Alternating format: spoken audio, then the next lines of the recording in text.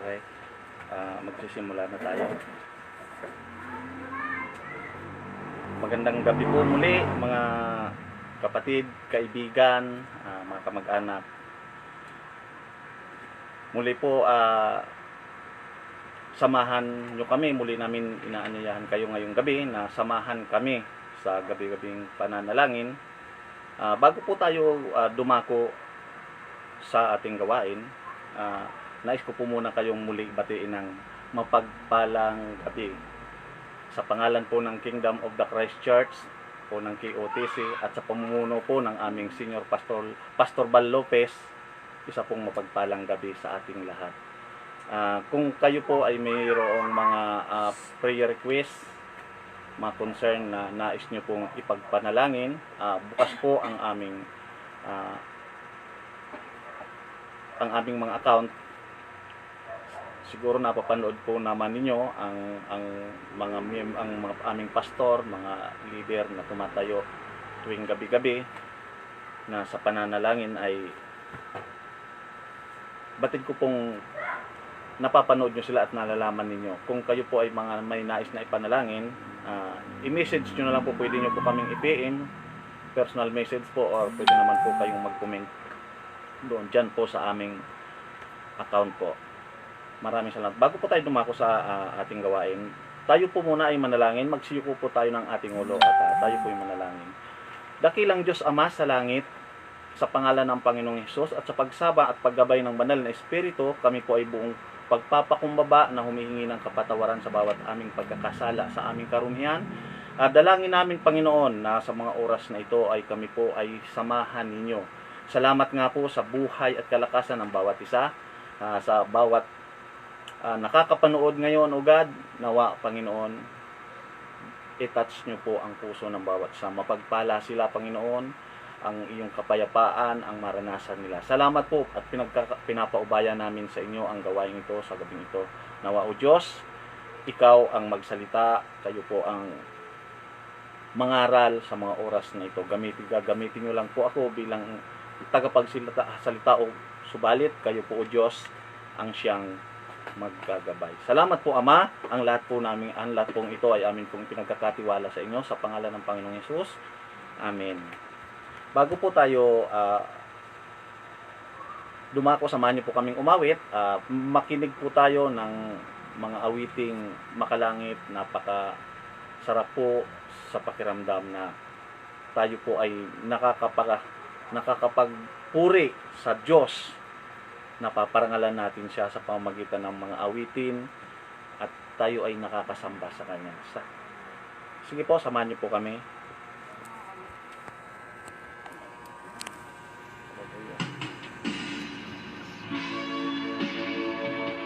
Tunay nga po na ang salita ng Diyos, lumipas man ang maraming bagay, subalit ang Kanyang mga salita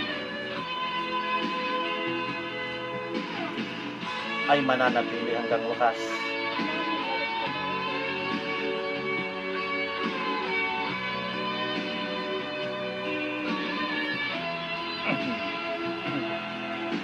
Ikaw na may likha nitong langit at ng lupa, ikaw na siyang Alpha at Omega, O Jesus, dakila ka.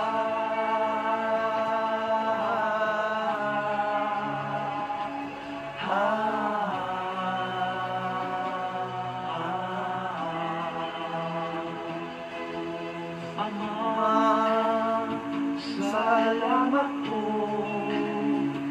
sa iyong dakilang himala,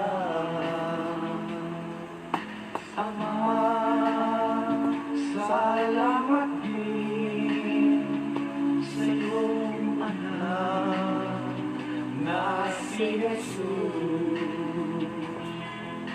Ikaw ang may likha nitong langit at ng lupa,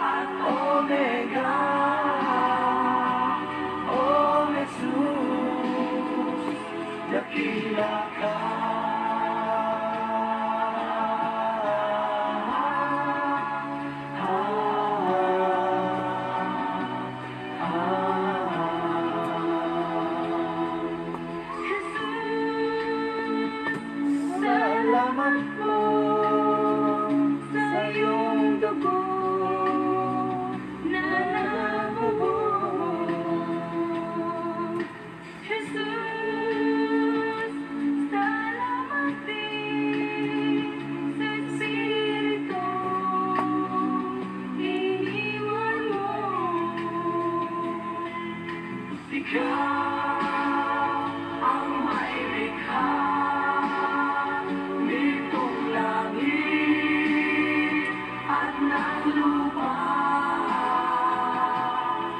Ikaw ang siyang Alpha at Omega. O Jesus, dakila ka.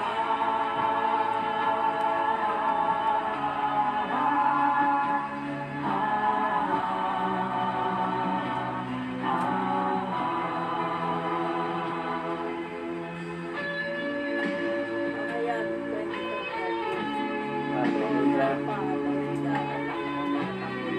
Hallelujah. At ang Diyos noon, ngayon, at ang bukas.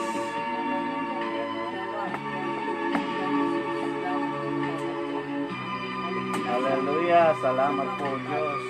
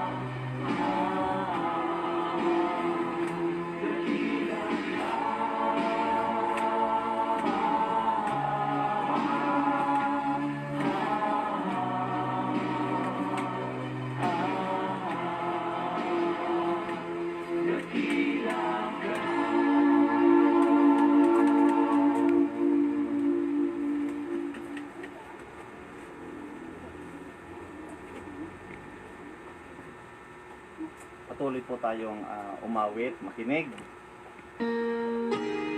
sa ating mga makalangit na awitan.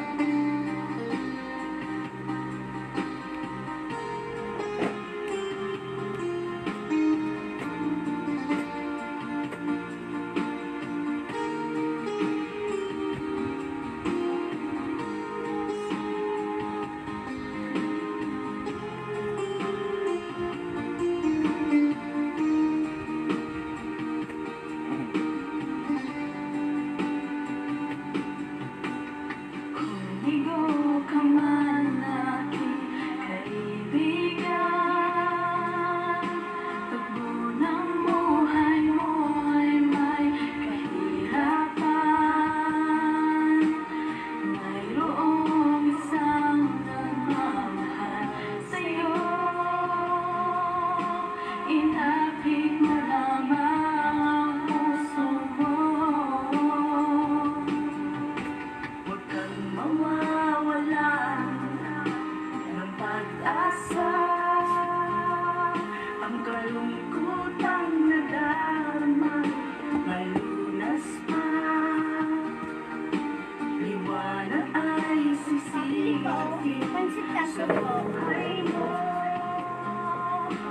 kaginhawaan ay iyong matatamo.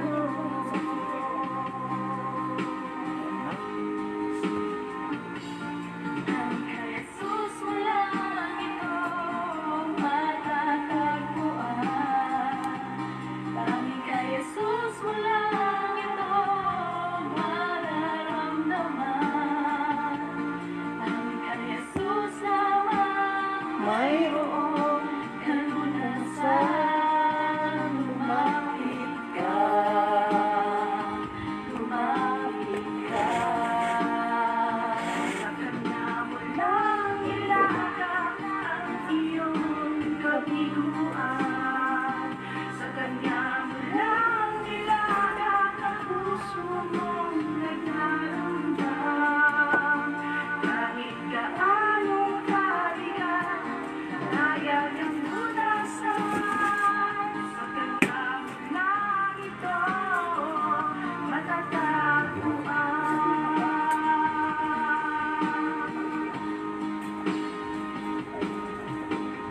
Kung bigo ka man aking kaibigan,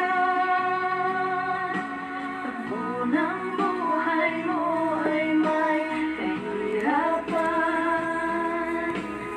Mayroong isang nagmamahal sa'yo. Ilapit mo lamang ang puso mo. Huwag kang mawawalan ng pag-asa. Ang kalungkutang nadamay nalunas pa. Liwanag ay sisikatin sa buhay mo. Kaginhawaan ay iyong matatamo.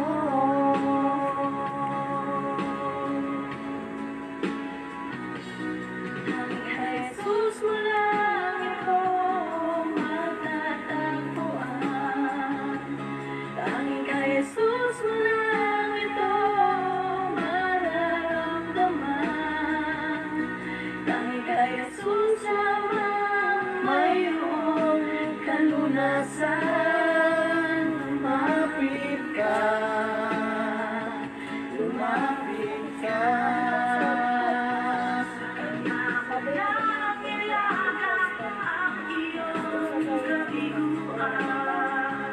Sa Kanya mo lang ilagak ang puso mong nagdaramdam. Kahit gaanong kabigat, kaya niyang lunasan. Sa Kanya mo lang ito matatagpuan.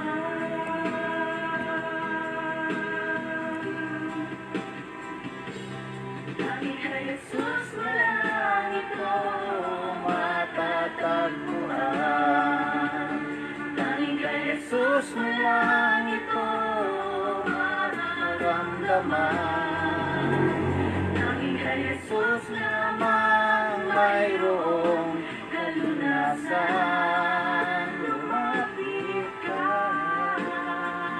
lumapit ka. Sa Kanya mo lang ilagak ang iyong kabiguan. Sa Kanya mo lang ilagak ang puso mong nagdaramdam. Kahit gaanong kabigat, kaya niyang lunasan. Sa Kanya mo lang ito matatagpuan. Sa Kanya mo lang ito matatagpuan.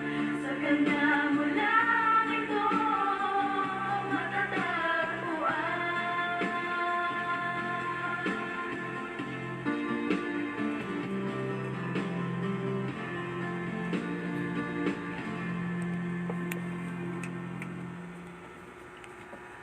Ayan, napakaganda pong mga awitin. Sabi doon sa unang kanta ay ang Alpha at ang Omega. Sabi po doon sa Pahayag chapter 1 verse 8, ang Diyos ng nakaraan, kasalukuyan at Diyos na darating. Yung pangalawang kanta po naman, tanging kay Jesus mo lang ito matatagpuan. Tunay pong pinagpala tayo sapagkat wala pong iba kundi ang Panginoong Hesus lamang. Sa Kanya natin matatagpuan ang Kanyang pag-ibig. Sabi ng John 3:16, mahal tayo ng Diyos. Kaligtasan, sabi sa John 14:6, sa Kanya lamang ang daan, katotohanan, ang buhay na walang hanggan. Kung mananampalataya tayo sa ating Panginoong Hesus,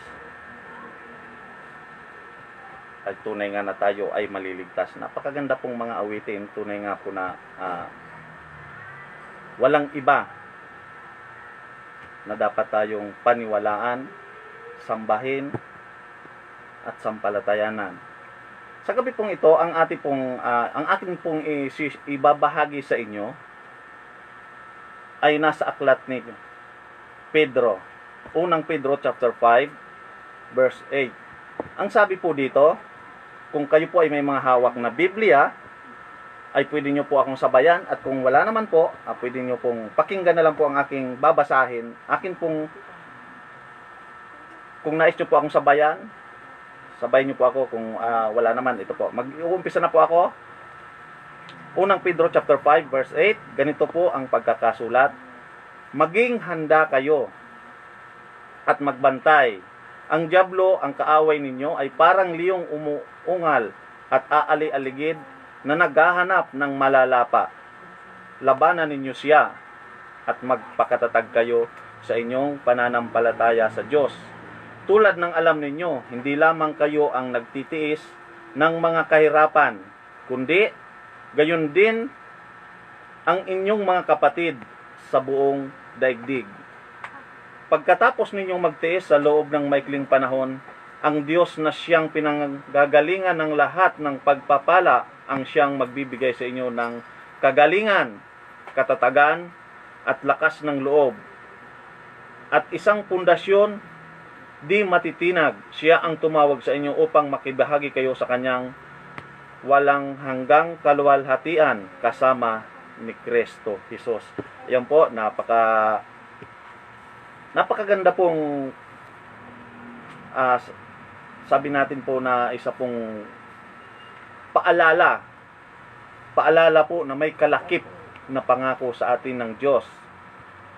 Sabi diyan, maging handa. Naalala ko po tuloy nung isang gabi pinag-uusapan ito, sabi nabanggit po ito, lagi itong nababanggit ng aming senior pastor, na ito ay ang pag-share ng mga binabalita, maging maingat, maging aware. Pero maging handa rin tayo. Isa na rin po ito na fake news man o hindi. Ang mahalaga dito, nagiging aware tayo sa mga nangyayari sa ating paligid. Sa atin pong binasa, may dalawang bahagi po muna kung nais natin na pag-usapan. Sabi doon, maging handa at magbantay. Sa lahat po ng pagkakataon, pag sinabi pong maging handa, sa spiritual na aspeto po, ay patungkol po ito sa ating, sabihin na po natin na namumuhay po tayo sa mundong ito bilang tao, subalit hindi natin alam, kaya ito nagbababala, may babala si Apostol Pedro na maging handa. Bakit? Bilang isang mananampalataya, maaari tayong madaya o sabihin natin na mailigaw. Pwedeng mailigaw. Magbantay. Kailangan ano ba ang dapat nating bantayan? Maaari pong bantayan natin ang ating mga mahal sa buhay, ang ating mga kapatid, o ang ating mismong sariling buhay, ang sarili nating pananampalataya. Kailangan nating bantayan ito. Ang totoo po, tayong lahat ay mahina pagdating po sa spiritual na bagay, sapagkat tayo po ay tao, subalit dahil may Diyos tayong nalalapitan, ito po ay nagsisilbing paalala. Sabi nga ng banal na kasulatan, ang salita ng Diyos ay buhay at ang salita ay Diyos. Yan po ang ating pinangahawakan at pinanampalatayanan, na lahat ng sinasabi ng banal na kasulatan ay nagaganap po.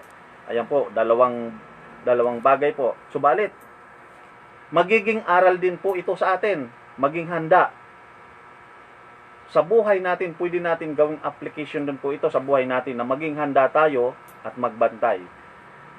Kung sa spiritual na aspeto, kailangan nating bantayan ang ating pananampalataya kung paano tayo lumalakad sa mundong ito, maging ang ating pakikisalamuha, kailangan nating matuto at kailangan nating makita kung ano talaga ang nais ng Diyos, ano ang nais niyang lakaran natin.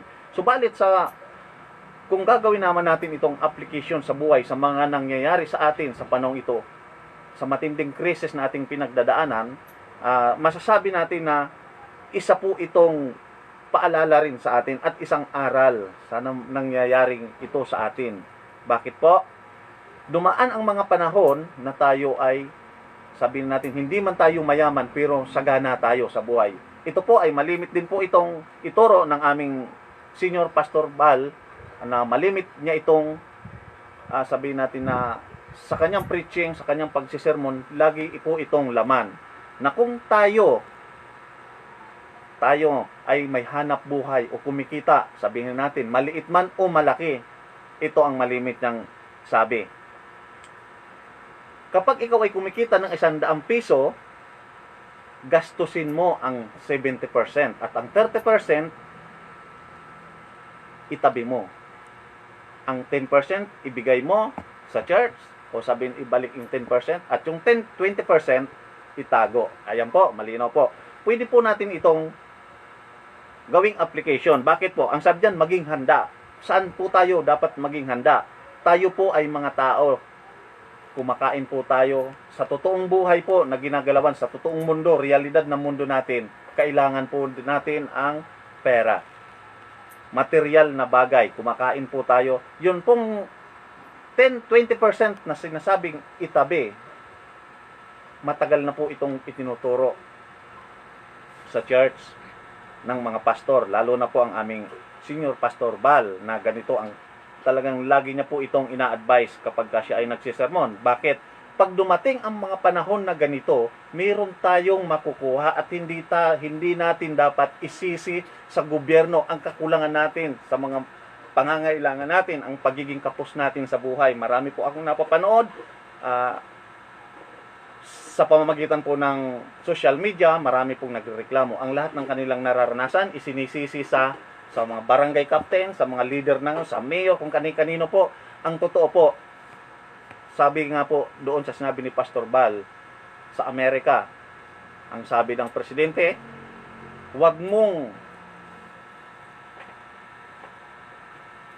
mong asahan na lagi kang tutulungan ng gobyerno, kundi ang tanungin mo, hindi laging itatanong, ano ba ang matatanggap mong tulong mula sa gobyerno, kundi ikaw mismo sa sarili mo, tanungin mo rin, kapatid, kung ano ang magagawa mo sa bansa natin. Paano ba ako makakatulong? Simple lang mga kapatid, ang ating pong gobyerno, ang ating presidente, ang panawagan, manatili lang tayo sa ating bahay. Malaking bagay na sa ating mga leader, sa mga frontliner, sa mga nagpapatupad ng batas na ito. Subalit, sa ganoong simpleng bagay, hindi tayo makasunod. Medyo nakakalungkot, pero ito po ay nangyayari po ngayon. Pero dapat po, sana, matutunan po natin ito, maging aral itong mga nangyayari sa atin sa panahon ngayon. Kami man po, ako po, sa kabila ng mga nangyayari ngayon, nararanasan natin, ay tunay nga po na minsan hindi maiwasan na mag-alala. Kapag ito kaya ay tumagal ng matagal, ano po kaya ang mangyayari sa atin? Although, bilang anak ng Diyos, bilang isang mananampalataya, ang sabi nga, si Elias man daw, si Elijah, sa matagal na panahon ay ang uwak ang siyang nagpapakain sa kanya. Sa mahabang panahon na yon. Opo, totoo po yon. Pero, tinuturuan din tayo ng Diyos kung papaano tayo mamuhay at kung papaano natin mapagtatagumpayan ang laban na ito. May Diyos tayong nalalapitan, subalit kailangan din po natin na gumawa bilang tao, hindi lamang ito kasi bilang application natin sa buhay natin, bilang tao, lahat tayo ay nakaasa sa ating gobyerno. Pero ang totoo po sa nangyayari ngayon, itinuro po ng Biblia, maging handa maging gawin po natin itong application na sana sa mga darating na panahon, ang totoo po, ang panahon natin ngayon, ang sabi nga ng karamihan ng tagapagturo, ay namumuhay tayo sa huling bahagi ng panahon. Sabi po dyan. Subalit, isa lang naman ang paalala ng Diyos sa atin. Ayun nga po, maging handa tayo, magbantay. Sabi po dyan, alam po natin, sabi dito sa verse 9, labanan ninyo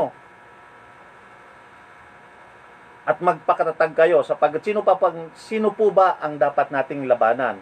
Yung sakit po na ito, sabihin po nating sakit na ito ay hindi po natin nakikita. Maaring tamaan tayo nito, maaari din pong hindi. Subalit nakakalungkot po kapag tayo ay tinamaan nito kasi po sabihin na natin na ang isang tinamaan ng COVID-19 na ito, ng virus na ito, ay i-isolate po tayo. Hindi ka pwedeng lapitan ng pamilya mo, hindi ka pwedeng dalawin hanggang sa ikaw ay mamatay. Kaya seryosong paalala po ng gobyerno sa atin ay manatili sa ating bahay, wag nang lalabas. Madali lang po kung ano po yung magagawa natin para sa pamahalaan. Ngayon kung gawain ito ng dyablo, paano ba natin ito malalabanan? Makinig po tayo sa mga leader ng ating bansa sapagkat marami pong leader. Ang mga leader po na yan ay itinalaga rin po sila ng Diyos para mamuno at magpaalala sa atin. Gabayan tayo. Ito po ang pangako ng Diyos. Sabi po sa verse 10, pagkatapos ninyong magtiis sa loob ng maikling panahon, ang Diyos na siyang pinanggagalingan ng lahat ang magpapala. Pinanggagalingan ng lahat ng pagpapala ang siyang magbibigay sa inyo ng kagalingan. Kagalingan. Magkunting tiis lang po. Kagalingan. Ano pa po? Katatagan. Lakas ng loob. Ayan po, napakasarap po. Hindi lang po tayo ang nagdaranas nito, kundi marami po tayo, hindi lang sa ating bansa, kundi, sabi dito, sa buong daigdig. Mga kapatid natin sa buong daigdig. Alam nyo po, may mga ginawang halimbawa, may mga maging ang pangangaral ng Panginoong Hesus. Sabi nga po doon sa Marcos chapter 13 verse 32 hanggang 37 na sabi doon, bakit nga sinabihan ang mga alagad na patuloy na magbantay, maging handa. Patungkol po ito doon sa pagbabalik ng Panginoong Hesus. Sabi kasi doon, hindi natin alam kung kailan at anong oras darating ang Panginoon. Sabi doon, kaya kailangan laging ang sasabi maging handa. Ngayon, bakit kailangan natin bigyan ng pansin ang babala ng Panginoong Hesus?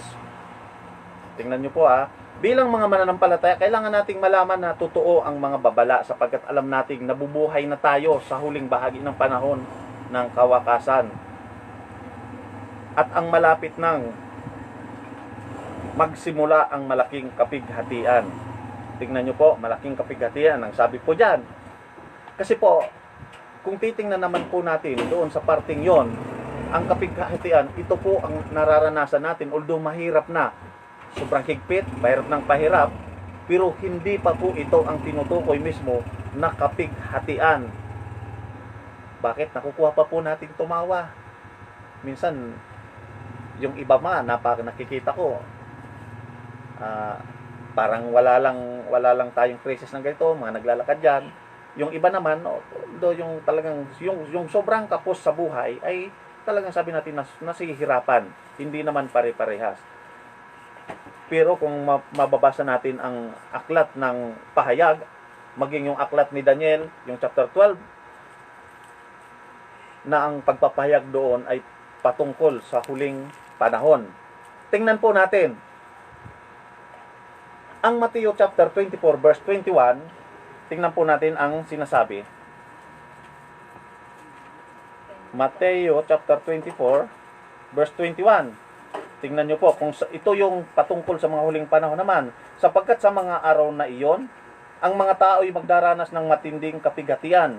Hindi pa nararanasan mula ng likhain ang sanlibutan hanggang sa ngayon at hindi na mararanasan pa kahit kailan. Mga kapatid, yung itong sinasabi na kapahayagan na ito, hindi pa po natin ito nararanasan. Kunting hirap pa lang po sa ngayon. Magpasalamat pa rin po tayo dahil tayo ay malakas at hindi tayo tinamaan pa nitong sakit na ito. At nawa, lahat tayo ay may proteksyon ng Diyos na hindi na tayo makakaranas nito. Mahirap, sabihin natin na mahirap, lalo na po ngayon na ang sabi nga ng ating gobernador, John Beck Remulla, na humingi na siya sa Philippine Army na magdi-deploy sa Cavite para medyo maghigpit ng konti para maiwasan na ang pagdami pa ng mga nahahawaan po ng coronavirus na ito. Pero po, pagdating po sa verse 22, may medyo po sabihin na natin na dahil sa mahal tayo ng Diyos, ito po, itutuloy ko po ang verse 22. At kung hindi pinaikli ng Diyos ang mga araw na iyon, walang taong maliligtas. Ngunit alang-alang sa mga hinirang, paiikliin ng Diyos ang mga araw na iyon. Mga kapatid, magpasalamat tayo dahil sa ginagawa natin ito gabi-gabi. Dahil sa mga anak tayo ng Diyos, pinili tayo ng Diyos, lumalapit tayo sa Diyos, mapalad tayo. Ang sabi, dahil sa mga hinirang ng Diyos, paiikliin ng Diyos ang mga nararanasan. Subalit, lininawin ko, hindi pa po ito. Ngayon, kung ito man po, sabihin na po natin na mauulit na maranasan natin. Yung mga aral po, ang paalala po ng Biblia, maging ready po tayo, maging handa, magbantay po tayo. Sabi ni Apostol Pedro, magbantay, maging handa tayo. Ano po ba ang dapat natin paghahandaan? Alam po natin na mangyayari ito. Kung dumating man ang panahon na iyon, kapatid, ang tanong ito, handa ba tayo?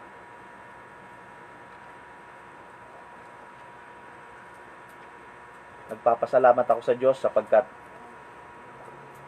hindi bibihira ang ganitong pagkakataon. Sapagkat ang nais ng Diyos, ang lahat ay maligtas. Dahil mahal po tayo ng Diyos. Mga kapatid, kung kayo po ay may mga prayer request, pananalangin po natin yan, ipapanalangin, sasama po natin. Bukas po kami. Gabi-gabi po namin ito ginagawa. Hindi man ninyo maiparating ngayon ang inyong mga personal na panalangin o nais ninyong ipanalangin, pwede nyo po kaming i-message po, i-PM nyo lang kami o maging sa aming mga account na nakikita ninyo po dyan sa inyo pong screen, ay maaari nyo po kaming i-message po. Marami po tayo sa ating pananalangin para po sa ating bansa, sa buong mundo, sa ating mga frontliner at sa lahat ng mga leader dito po sa ating lungsod. Sige po, tayo po ay manalangin. Dakilang Diyos Ama, kami po ay nagpapakumbaba. Sinasamo namin, itinataas namin sa iyo. Ngayon, anuman ang mga nararanasan, Panginoon, ng buong mundo, ng aming bansa, Panginoon, ng aming lungsod, dalangin namin, Panginoon, ang aming mga leader, ang aming presidente ng bansa, Panginoon, na nawa, Panginoon, pagbaranasan niya pa ang kalakasan. Bigyan niyo po siya ng proteksyon, karunungan nagmumula sa inyo, ang dalangin namin, O Diyos, nang sa gayon, maging sa kanyang mga pagpapasya. Batid po ninyo, Panginoon, na napakahirap ng sitwasyon ng aming presidente, maging ang aming mga leader, mga senador, congressman, gobernador, mga mayor. Panginoon, itouch nyo sila. Hipuin nyo.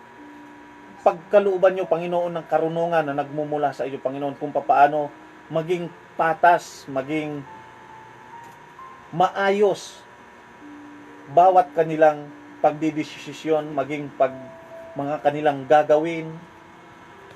Ama, kalakasan at proteksyon ang dalangin namin sa inyo.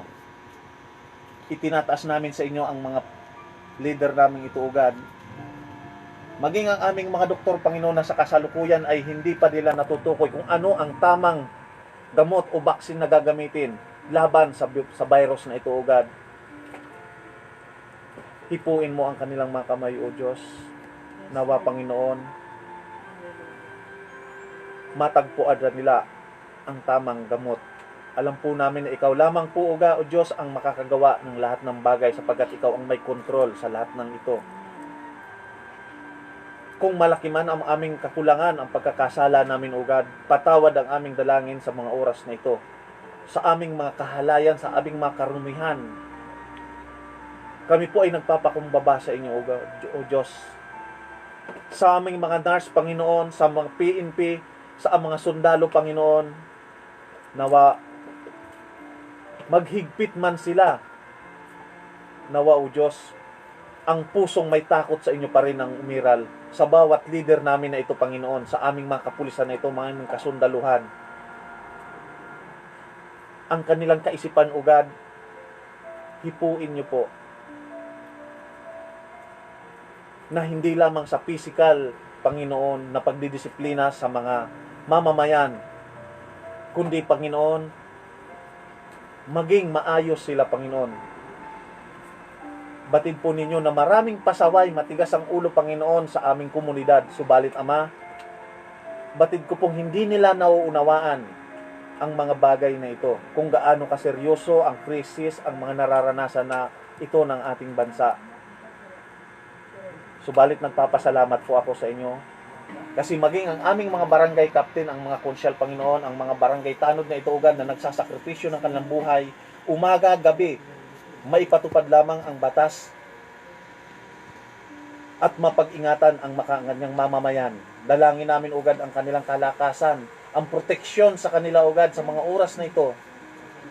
Itinataas namin sa inyo, Panginoon, na nawa ang lahat, Panginoon, na nagpapagal, Panginoon, ay lukuban mo, Panginoon, ng iyong kapangyarihan. I-shield mo po sila ng iyong banal na dugo. Ihipuin ang kanilang puso at patuloy na kapayapaan mo ang maranasan ng bawat isa. Hindi lamang sila, Panginoon, maging kaming mamamayan. Nawa, Panginoon, hipuin mo ang puso ng bawat isa sa amin. Magkaroon kami ng pusong masunurin, mapagmahal at maalalahanin sa kapwa. Aming Diyos, ang QOTC family ay amin pong patuloy na itinataas sa inyo. Ang lahat ng churches, Panginoon, apektado, Panginoon, sa lahat ng panahon na ito, sa nararanasan ito. Dalangin namin, O Diyos, na nawa manumbalik na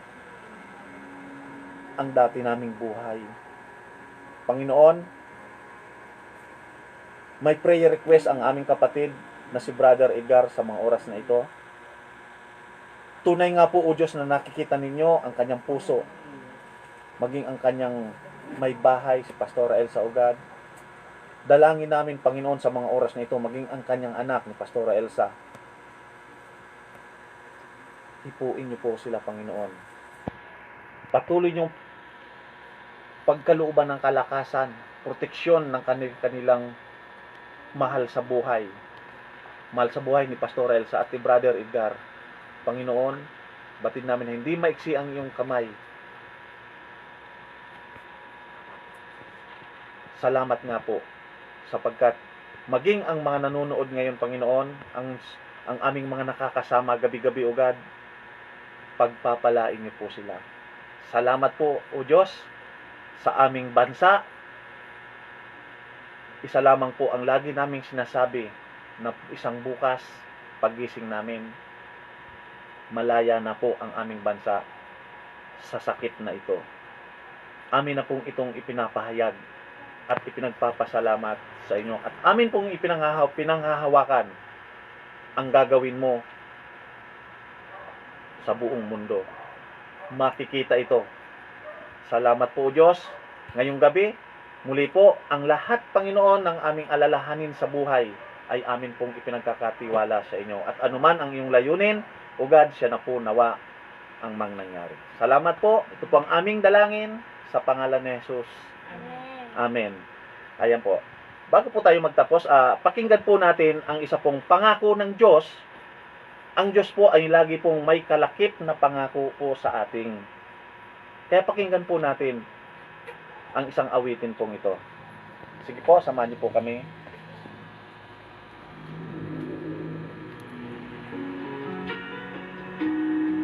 Hallelujah.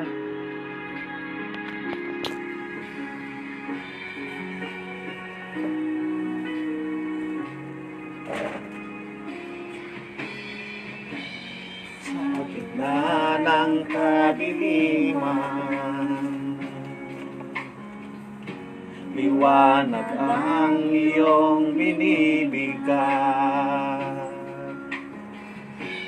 Sa sakit at karamdaman, sa latay mo, Jesus, ang pinangkagalingan.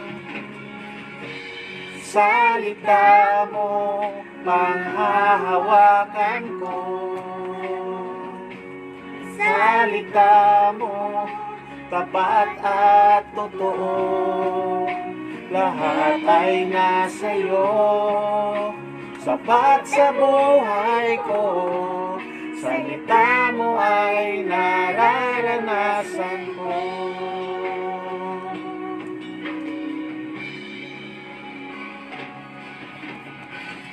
Ang ganito at kaguluhan, sagot mo ay kapayapaan. Sa mundo ay kahirapan, yaman ko ay sa iyo natagpuan. Salita mo, panghahawakan ko. Salita mo, tapat at totoo. Lahat ay nasa iyo, sapat sa buhay ko. Salita mo ay nararanasan ko.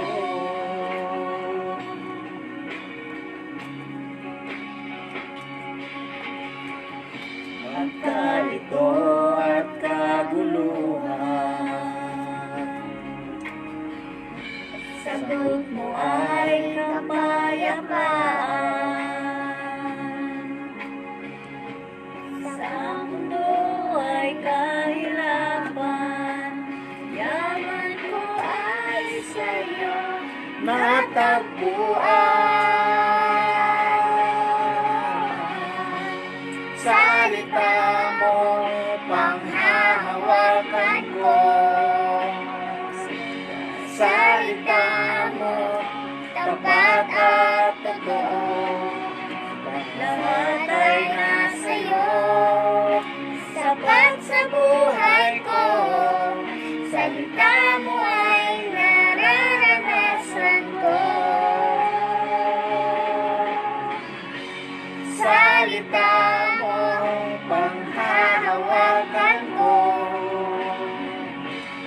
Salita mo, tapat at totoo.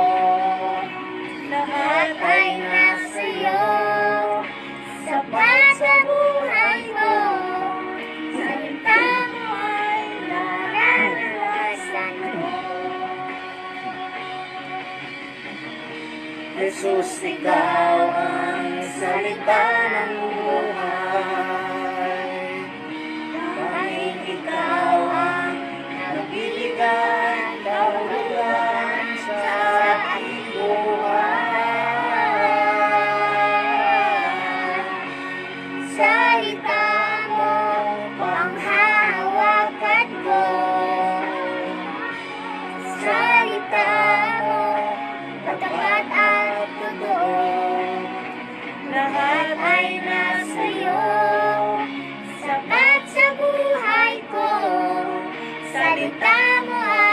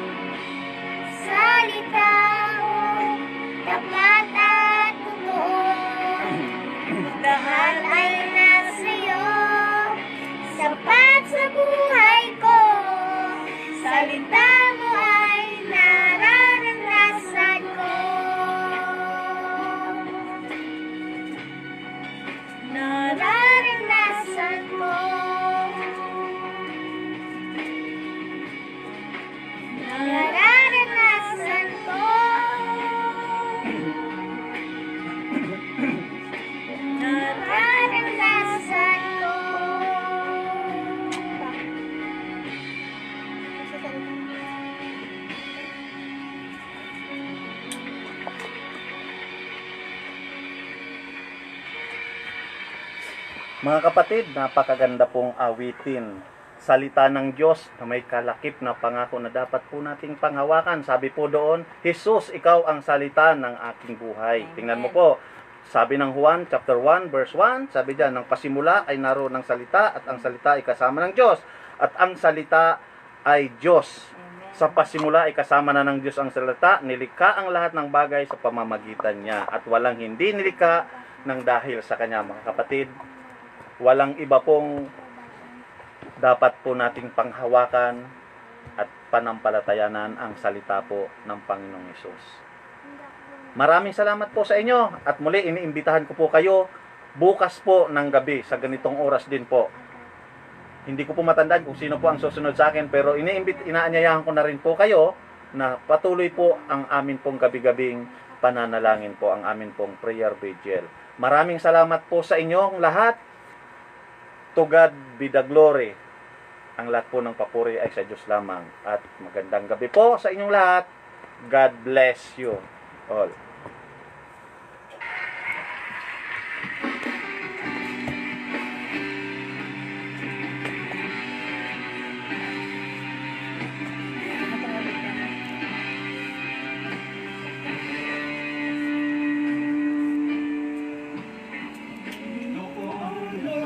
Lumalapit sa'yo ang puso ko ay isa. Kayo ang aking pag-asa. Noon dugo sa aking dalangin at kailang paman aking kapayapaan.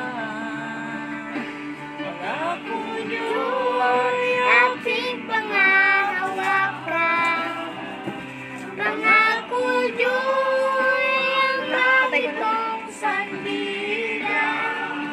Pangako niyo naman magpakailanman. Pangako di iiwan o pababayaan man. Pangako